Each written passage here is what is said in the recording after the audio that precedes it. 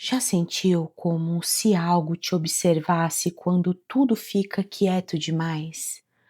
Não tem barulho, não tem gente, só o som da casa e o peso do ar. Às vezes, o que mais assusta não é o que a gente vê, é o que a gente sente. O silêncio tem um jeito estranho de falar com quem escuta demais. Primeiro ele parece paz, depois companhia, e quando você percebe, ele já aprendeu a respirar no mesmo ritmo que você. E é assim que tudo começa, com o silêncio ganhando voz. O relato que você vai ouvir a seguir foi enviado por um dos nossos ouvintes, e eu vou narrar exatamente como foi escrito, em primeira pessoa. E então decida por si mesmo se é apenas uma história ou algo que alguém viveu de verdade. Aqui é o Somente para Estranhos. Eu sou Laís Melo, a narradora. Apague a luz, se tiver coragem.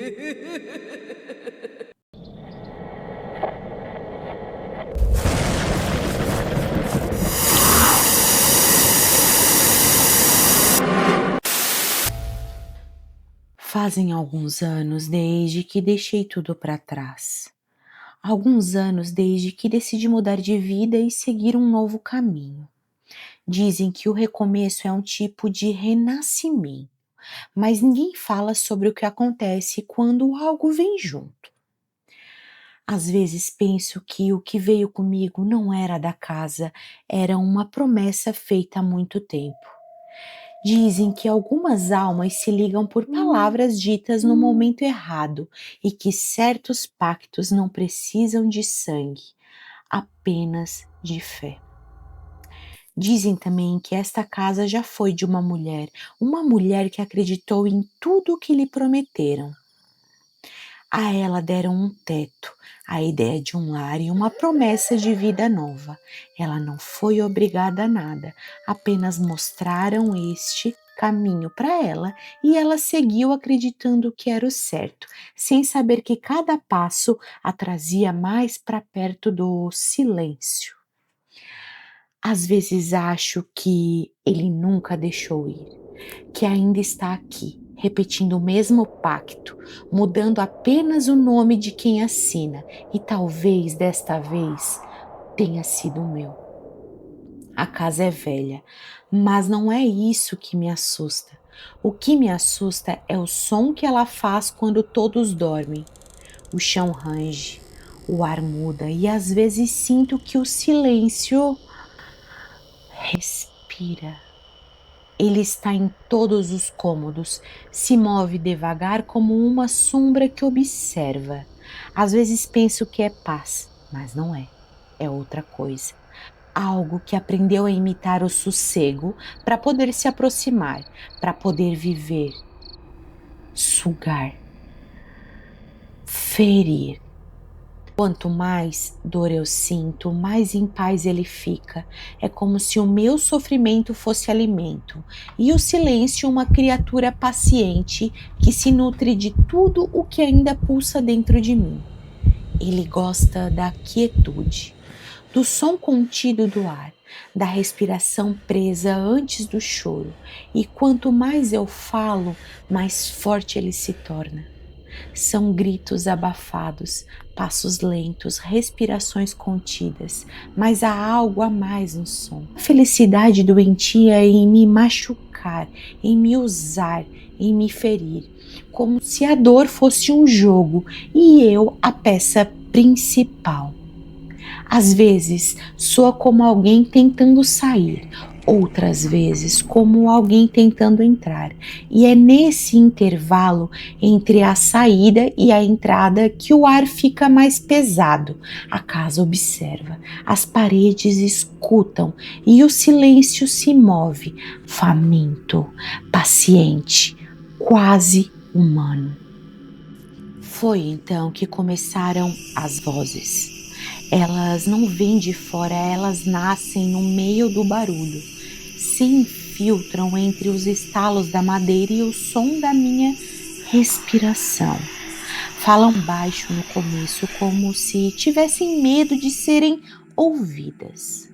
Uma delas sussurra perto do meu ouvido: se cuida, se cala, não desperta o que dorme.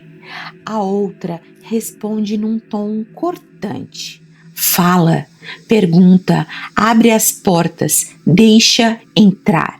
E eu fico presa entre elas. Duas vontades opostas, duas verdades que não se encontram. Uma tenta me proteger, a outra quer me entregar. O pior é que ambas soam familiares. E às vezes eu penso que uma delas é o que restou de mim e a outra o que o silêncio criou. Quase sempre é ela que eu ouço, a voz que manda questionar. Ela fala num tom calmo demais para ser humana, firme demais para ser ignorada. Sussurra entre os ruídos da casa, entre o bater do relógio e o som distante da respiração dele. Olha, pergunta, descobre o que se esconde. Ela diz isso como quem me desafia e eu sinto o ar mudar, como se o próprio silêncio se encolhesse ao redor. Às vezes penso que é coragem, outras desespero, mas sempre que ela fala, algo se move nas sombras. Uma presença que não quer ser vista, mas odeia ser ignorada. E é nesse instante que eu percebo, não sou eu quem estou escutando o silêncio. É ele que está me escutando de volta. Sempre que escuto a voz que me manda questionar, algo acontece. Primeiro vem a dor, depois o desespero, logo em seguida o desprezo, a indiferença. É como se aquilo que me assombra tivesse me estudado meticulosamente, até entender o meu ponto mais fraco. E quando fala comigo, é como se colocasse fogo dentro da ferida. Não para curar, só para lembrar que dói e que ele pode fazer doer. Com o tempo, comecei a perceber o padrão. Entendi que o que me acompanha entende demais. Me observa quando ando, quando respiro, quando tento fingir que ainda sou eu. E quanto mais ignoro, mais ele se aproxima. Passei muito tempo tentando entender o que era aquilo. No começo pensei que fosse alguém, depois algo sombrio e mais tarde algo ainda mais perturbador do que o próprio mal. Passei meses observando e sendo observada. A cada dia percebia um pouco mais. Aquilo se alimentava de mim e, como eu já disse antes, levava consigo algo que era meu. Mas, em uma noite qualquer, resolvi mudar. Não ouvi mais a voz que mandava confrontar, nem aquela que gritava para eu reagir. Ouvi a outra, a mais fraca, a mais sutil, e me calei. Era um dia bom. O sol apareceu depois de tantos dias nublados e cinzentos. Eu estava bem, as coisas fluíam, me senti viva. Comemorei sozinha, me arrumei, me alegrei. Foi então que percebi, aquilo não se alimenta de mim, mas do que há de pior em mim. Do meu medo, da minha tristeza, das minhas feridas abertas. Ele não quer a minha vida, quer o meu desespero e faz questão de me ver no fundo para se manter inteiro. É paciente, me observa até eu sorrir e então mexe nas minhas emoções, me testa, me quebra aos poucos. É um tipo de adestramento silencioso, cruel. Não, você não pode ser feliz. Isso que ele diz, mesmo sem voz. E quando eu cedo, quando eu me rendo à tristeza, ele vibra, eu sinto como se cada lágrima fosse um banquete para ele. Teve uma vez eu estava prestes a realizar um sonho antigo, algo que carrego comigo há anos. Ele me fez acreditar que dessa vez eu chegaria lá, mas no último momento tudo desabou. Como ver um gol bater na trave, como da outra vez em que decidi recomeçar. E ele pareceu satisfeito, porque quanto mais alto eu subo, mais prazer ele sente em me ver cair. E quanto mais eu caio, mais feliz ele fica. Tudo se dissolveu no ar, como se o silêncio respirasse por mim e guardasse o que roubou dentro das paredes. Mas ultimamente há coisas que não se encaixam. Quando acordo, encontro a cadeira arrastada de lugar, a porta do armário aberta, um copo de café pela metade deixado na beirada da pia. Nada grande, detalhes, mas são os detalhes que me mantêm acordada. Às vezes sinto o cheiro de fumaça de cigarro, outras escuto o barulho do chuveiro, mas quando chego lá, somente silêncio.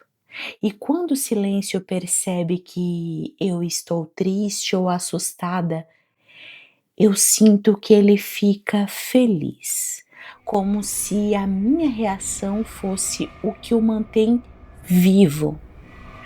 Por um instante, penso que talvez não seja uma presença, talvez seja alguém. Mas quem? Vivo somente eu e o silêncio. As janelas estão seladas pelo tempo. Ninguém entra, ninguém sai, sem que o silêncio veja, sem que o silêncio ouça. Mesmo assim, todas as manhãs, o relógio soa às 5:30, como se o tempo aqui dentro corresse por conta própria. Hoje vi meus cachorros olhando fixo para a porta do quarto e juro que quando toquei na maçaneta senti um pulso fraco, quase humano, um calor. Mas o pior não foi isso, foi o som que veio depois. Uma respiração lenta, masculina, atrás de mim, feliz por me ver com medo. Hoje eu não saio mais, não por medo, mas porque parece que há algo me esperando do lado de fora e há algo maior ainda me segurando aqui dentro. É uma prisão sem grades, sem chaves, sem vigias. É o tipo de prisão que você constrói com o próprio corpo, o tipo de cativeiro que sorri enquanto te consome.